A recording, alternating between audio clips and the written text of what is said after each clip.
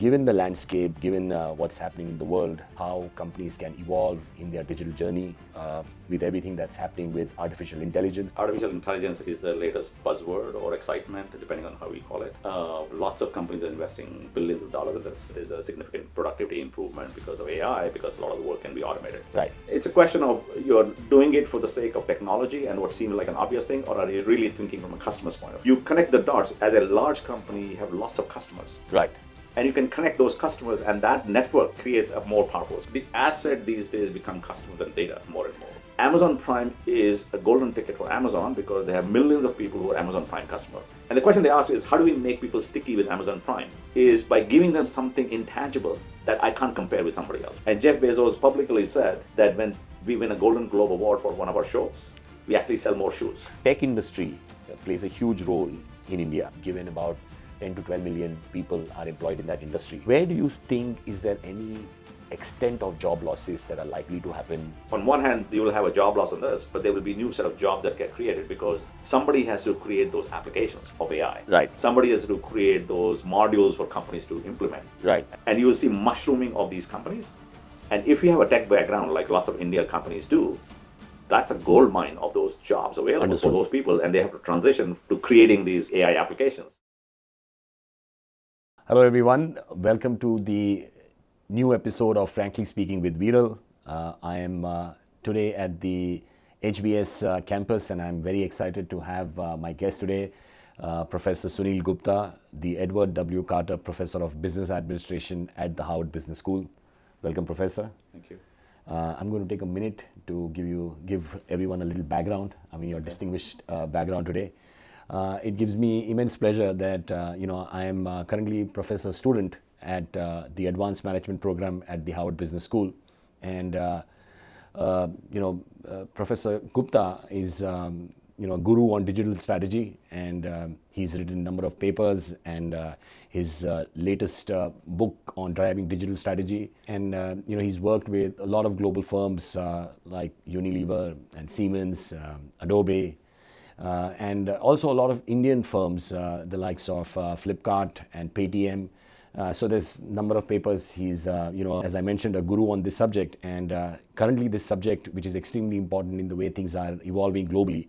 So on that note, Professor, welcome to this podcast, and thank you for taking the time. I want to start, with some opening comments from you. Given the landscape, given what's happening in the world, and there's so much about how companies can evolve in their digital journey with everything that's happening with artificial intelligence. If you can tell us, how do you see things, and if you can give us some mega trends on how this is evolving and what is happening. So I think that artificial intelligence is the latest buzzword or excitement, depending on how we call it. Lots of companies are investing billions of dollars in this. Certainly the foundational models like OpenAI and Microsoft and others, but also lots of applications being built on top of that. Like any technology, first 2 years or so, there's a euphoria because nobody wants to be left out. So everybody's sort of saying, this is the new thing, we have to do it.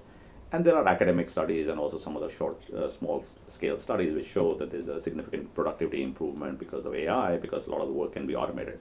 So the first task that a lot of companies are beginning to think about is, can we augment and automate things that we are doing?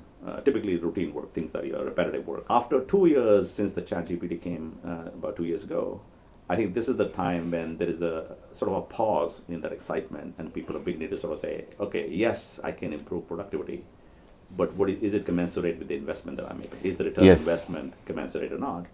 And there was a recent survey by Deloitte across almost 3,000 executives all over the world. And what they found was there are more and more questions among the senior leadership and board, well, what's the ROI of all this? And there is a little bit of dip in the excitement. Sure. I'm sure it'll pick up, and that happens to all technology. There's a little rush initially that comes down, then goes up as people figure out exactly where the benefit is. So I think we are in that stage where there's a bit of an uncertainty as to where is the good use cases. There are always use cases. The question is, are the use cases powerful enough to justify the billions of dollars investment? The return on investment. And if I understand this well, usually technology makes things more efficient, both from a cost, time, value, productivity, quality standpoint. So here, we are trying to understand whether that test it is passing or no at this stage. And a traditional search versus what you do with let's say GPT, what is the key for a layman? How would you sort of differentiate between the two? I think, I mean, the easiest way to think about this is your GPT models are like your smart research assistant. Right. So you could do search and you get 20 articles. Right. Then you have to go and read those articles and summarize. Right. The GPT models can summarize it for you. So in some ways, they're summarizing all the information out there. And you can even ask more technical questions. For example, if you want to understand, okay, what is crypto and how does it work? Yes. You have to, originally in the search, you have to go and read those articles. Right. You can say, hey, describe it as if you're describing to a high school student. Sure. Sure. And they'll describe in that language. I think that's the major power of what. So it's search versus search and execute, and make it efficient and more summarize and spar and do whatever you want. I mean, of course, over the last 9 weeks, we've had a immersive.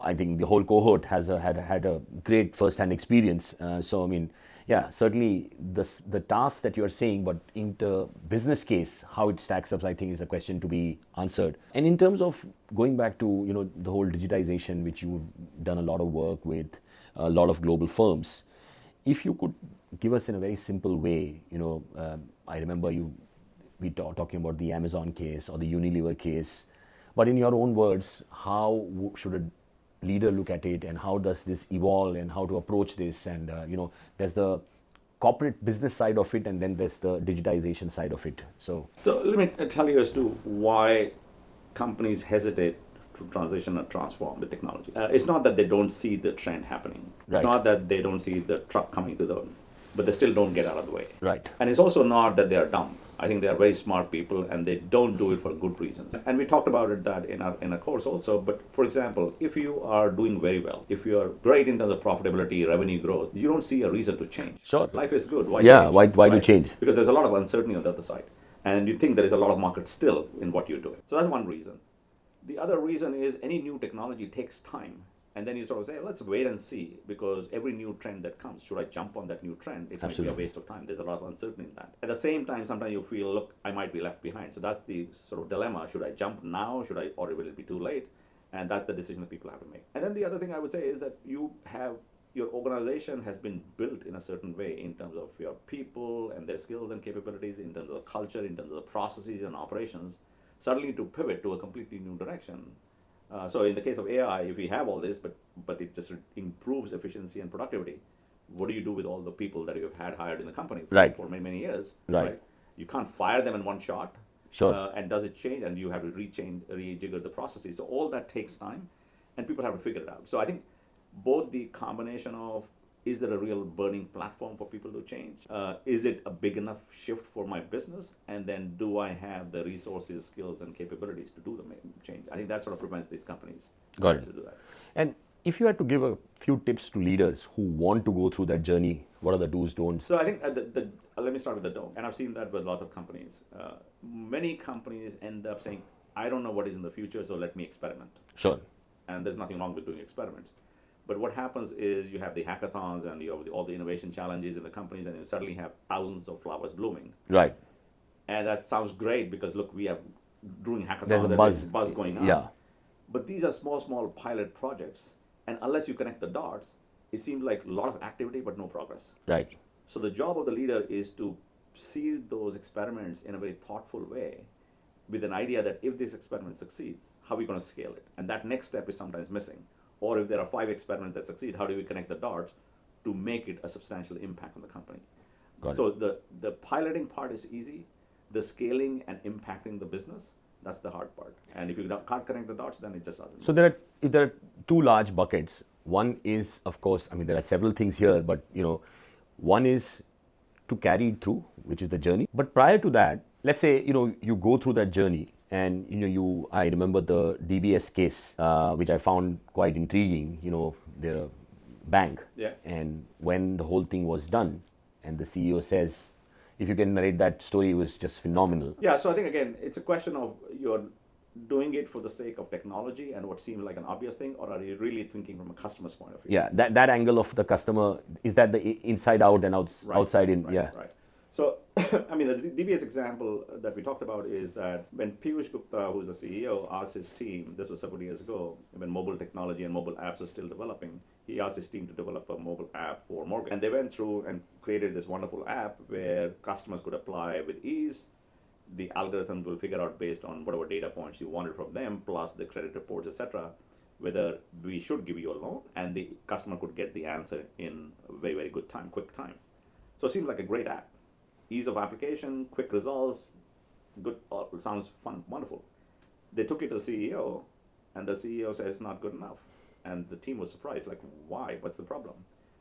And he says, look, the problem is we are thinking about mortgage, but nobody gets up in the morning getting excited about buying mortgage. Yeah. What people are excited about is buying house, Right. not mortgage. Right. So the question was not only how do we help them buy a mortgage, how do we help them buy a house? Sure. And that changed the focus. So what the team ended up doing was, and this was in Singapore, that they went to and collected all the publicly available data about the different locations and integrated that in the app. So as a result, if a customer is looking for a particular house in a area, in the market area, they go to that area, put their phone in front of the house, the camera captures the image, and all the publicly available information is suddenly shows up there. Like all the deals, All the market information, and all some. the previous transaction that happened that you might want Wow. to know. What was that? What was the energy bill last month? So Wow. you know.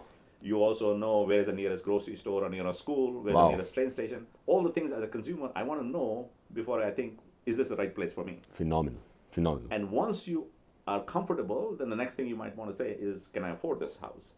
And of course, there's a mortgage calculator there. Right. So the point being that we typically start from our product and end with the product. Sure. As a consumer, our life is much more than your Yeah, product. you're focused on product improvement or your service improvement. Right. But you go beyond Yeah, what your think about it. customer wants. And we all understand conceptually, put ourselves in the customer shoes, but we really don't. We Right. put ourselves in the product shoes. Right. And so I think just broadening the lens helps.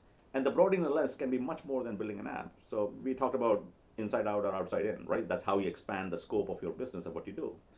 So inside out simply means that you have a certain capability that you develop because of what your business, because of technology, because of your customer assets, because of data.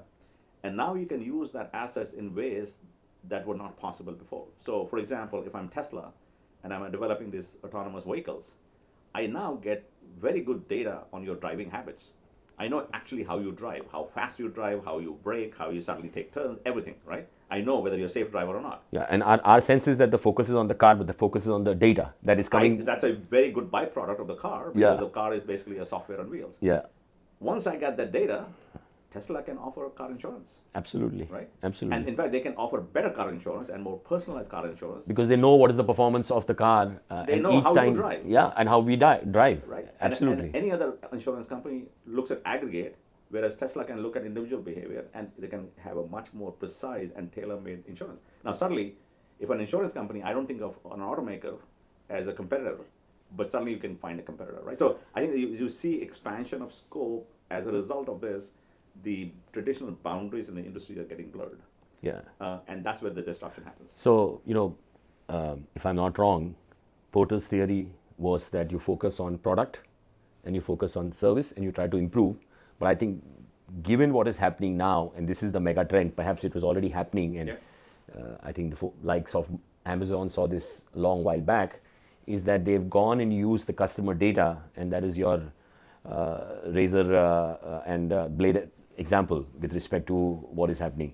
It would be very fascinating if you can give one more example, the Michelin example or the Amazon example. I mean, it is just startling to even think of what data can do while the focus is really on the car or the focus is, in terms of the tire, but what is happening.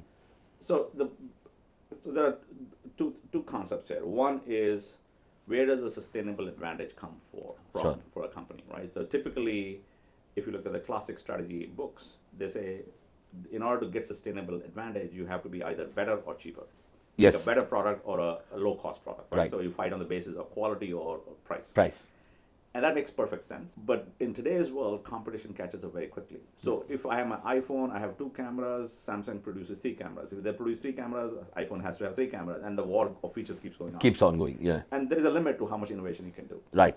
So this is not to say you don't do innovation, but this is a sort of a limit to Yes. and ceiling to this. Yes. So then the question is, where do you get the competitive advantage from? And even if someone is doing innovation, you have the data. So that's where you need to sort of say. So I think the other concept that we talk about is you connect the dots. As a large company, you have lots of customers. Right.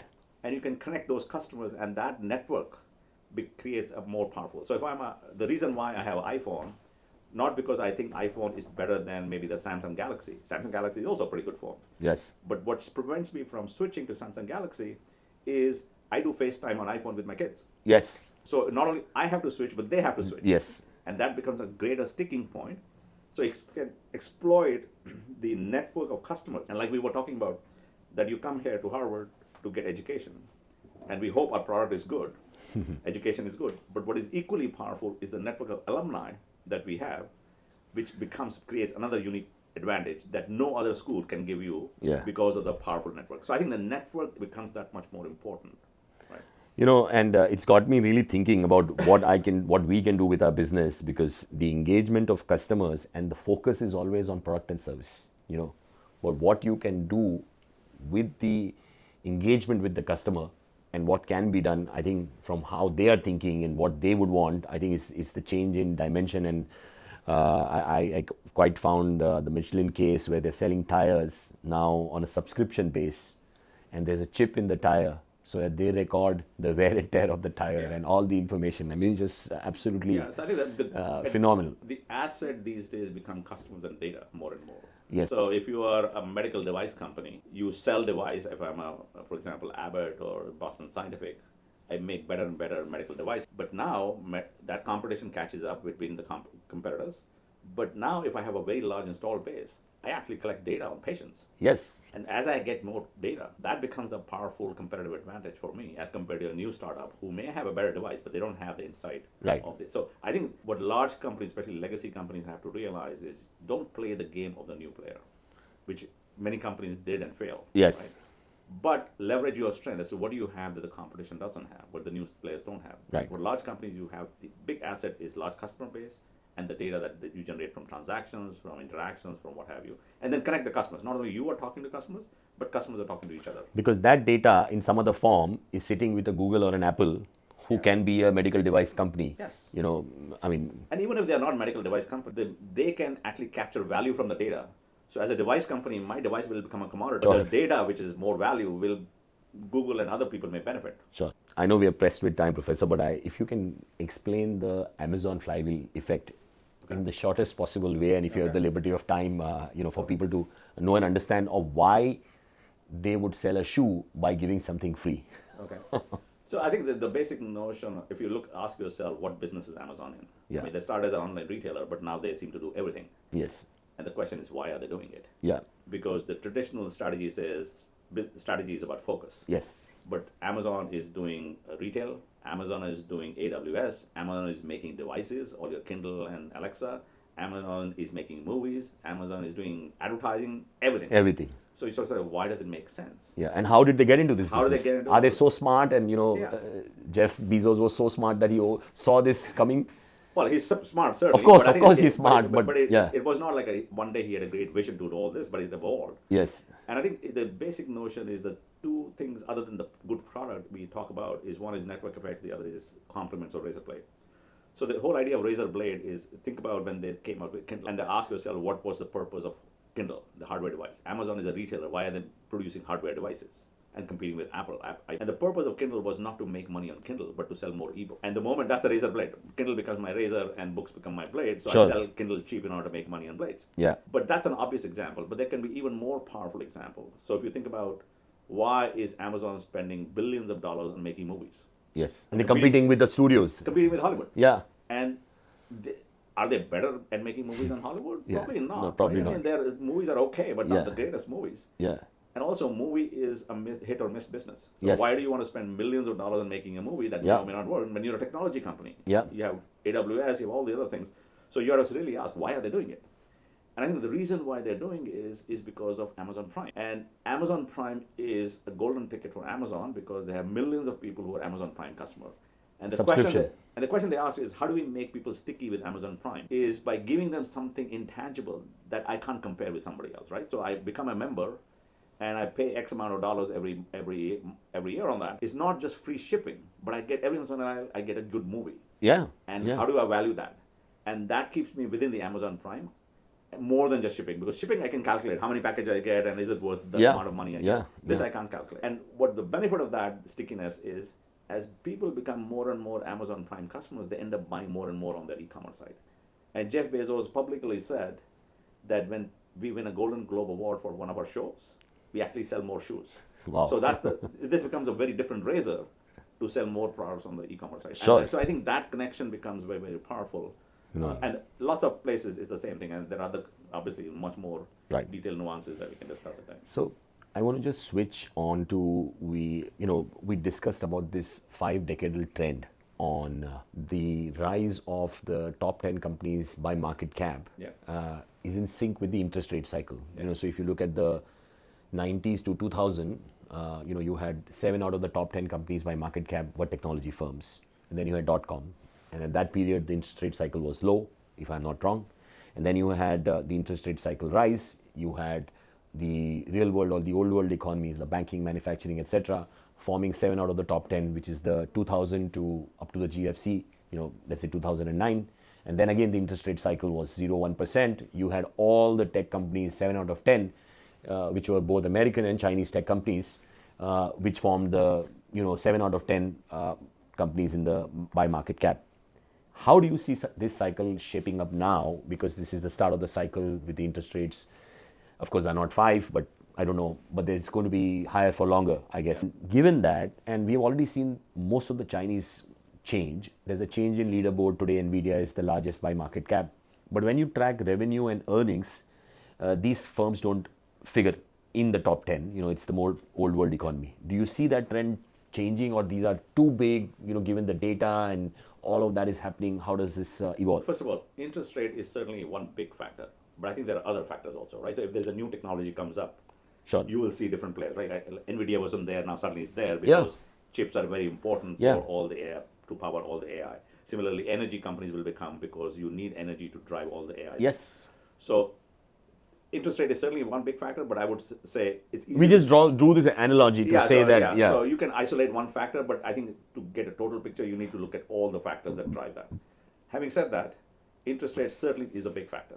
And the reason being, low interest rate means investors are looking for other places to park their money. So if I'm a VC or if I'm an investor, if I put it in a bank, I'm not going to get anything. Right? So where do I put my money? And therefore, you're willing to take more risk. More risk, yes.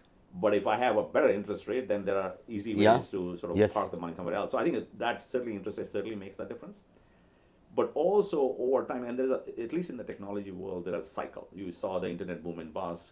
You saw the social media boom and bust. Now you're going to see the AI boom and bust also, and then again the boom happens. And part of that is early on, any new thing comes up, everybody gets excited, and the VCs are willing to rush into it to might be the winner. Right. Very soon they start pulling back and says, we are not looking for only growth, we are looking for profit. And when interest rates rise, profit becomes that much more important. The whole easy money is out. dimension of measuring is changing. So then the moment the focus shifts from growth to profit, then the old world companies become that much more important because they are actually generating profit. Yes. And nonetheless, growth is still important, right? So NVIDIA is still growing very well, although they're making profit as well. Of course, and they're highly profitable, Right. So it's a combination of those things. Interest rate is certainly one big factor, but I would say there are other factors that one should think of. Got it. I wanted to ask you also, given this mega trend on digitization, and then of course artificial intelligence, which you said that is still evolving, and the business case use case is still sort of in the motion as we speak. Tech industry plays a huge role in India, and there are a lot of ancillary industries, commercial real estate, housing, a lot of consumption, transportation. I mean, several other industries are driven by that boom as well, which India has seen over the last sort of 30 years since IT outsourcing first began, and it's gone up the value chain from call centers to highly complex solutions that are happening, and so with that change also is the whole evolution of other ancillary industries associated with, I come from real estate, and I can tell you that India is perhaps the best performing real estate market in the world by volume today, and some of the assets and the ownership of assets, the likes of Blackstone, Brookfield own about substantial portion of commercial real estate, and there are some very, very large private developers. Then there's the whole manufacturing and industrial side of it. But focusing on the, where do you think, is there any extent of job losses that are likely to happen? I hear and read about it that it is certainly happening. What is your sense, given about 10 to 12 million people are employed in that industry in India? So actually, I mean, there was a Goldman Sachs study, I think about 2 years ago, Okay. which looked at the nature of potential job losses and also by geography and countries. Broadly speaking, the job loss threat is much more in developed world than in developing countries. India is less so than, let's say, US. Wow. And job loss is more likely in white collar jobs than in blue collar jobs. Oh, is it? So in general, so if you're an accountant and you do the same thing over and over again, I don't need an accountant. I can have an AI do my taxes. Sure. Because there are set rules Yeah. you can do. So what happens to those guys? Or if we have a junior associate in a law firm who looks at all the cases, now ChatGPT can read all the cases and summarize the cases. So I think the situations where there are well-defined rules and there is repetitive tasks, there is less creativity, then I think that those jobs are certainly in threat. Related to tech jobs in India, KPO, BPO, and all the other, as you keep going up the value chain. right. So some of the, like call centers, maybe I don't need the call centers because I have AI chatbots and others, and you can mimic the real life people there, and Sure. you can have even a video of AI avatar and stuff. Yeah. But what will happen is, on one hand, you will have a job loss on this, but there will be new set of jobs that get created because somebody has to create those applications of AI. Right. Somebody has to create those modules for companies to implement. Right. And you already see a lot of companies coming out that are building on top of the GPT models for different sectors, for real estate, for investment, for education, for what have you. Absolutely. And then there are different versions. It could be a video version, it could be a influencer, it could be any of different things. And you will see mushrooming of these companies. And if you have a tech background, like lots of India companies do, that's a gold mine of those jobs available Understood. for those people. And they have to transition from being a call center expert to creating these AI applications, which is a huge marketplace. Sure. So I think it will happen. It's just a transition. Some people will. Is there adapt, any some will- percentage of job loss, etc., that's been put out? Or So Goldman Sachs has those numbers. I don't remember that exact numbers there. But broadly speaking, they are saying that the 1/3 of the jobs, if I remember correctly, around the world may be displaced in one form or the other, right? It displays in the sense that it's not that 1/3 of the people will be out of job, but they may have to do something. repurposed into. And we have seen the technology impact. And what is the timeline for that?